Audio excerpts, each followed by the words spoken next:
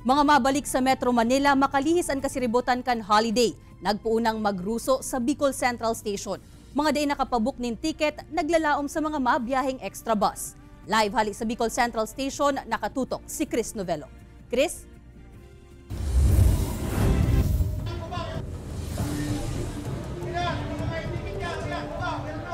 Jessica, balik trabaho asin eskwela na sa aga, makalis ang kasiributan kan nakaaging holiday season kun kaya uso na Jessica ang mga pasahero pabalik Metro Manila digdi sa Bicol Central Station.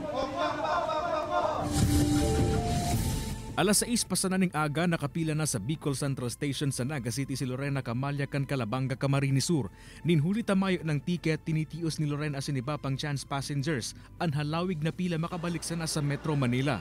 Nagbabakas sakali lang po na makabakal ticket. Saga may ireskwelahan na po baga. Si Liza, naghalat na sanakan basa sa iyang malulunadan pabalik Cubao. Antisipado na sabot niya ang pagruso kan mga pasahero kun kaya inamayan na niya ang papapabuk nin ticket. Tigahadit ko na mayong makuha ng ticket kaya nag-amay na po kayong pa-reservation. Fully book naman hasa sa Enero 6 ang nagkapira mga bus company.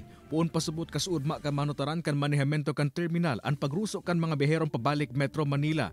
Kadaklan subot sa mga biherong ini ang naglalaom sa mga extra bus na haling Metro Manila.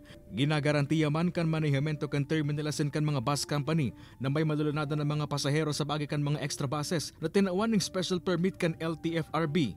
Maximum kan is 100 o 150 to 200,000 dyan. Abot na po yan sa Sunday, pizza 7. First come first serve po, pipila po sila. Kung sino po yung nauna, yun po ang unang bibigyan namin ng ticket. Para hindi naman po magkagulo. Mientras tanto, ang ibang pasahero pasiring Metro Manila sa gilid kan tinampo naghahalat asin nagbabaka sakaling may malunadang bus. May gutman ang ginigibong roadside inspection kan Highway Patrol Group, nganing masiguro ang seguridad kan mga biyahero.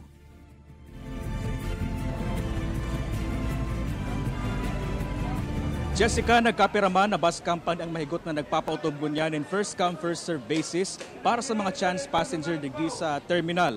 Ninulita hasta weekend pa Jessica ang siring na sitwasyon sa terminal. Abiso man Jessica kan mga bus company asin man kan Bicol Central Station na mag-amay asin magdaranin arahalawig na pasensya nganing dai maabalaan sa indang pagbiyahe. Jessica. Jos Mabalos, Chris.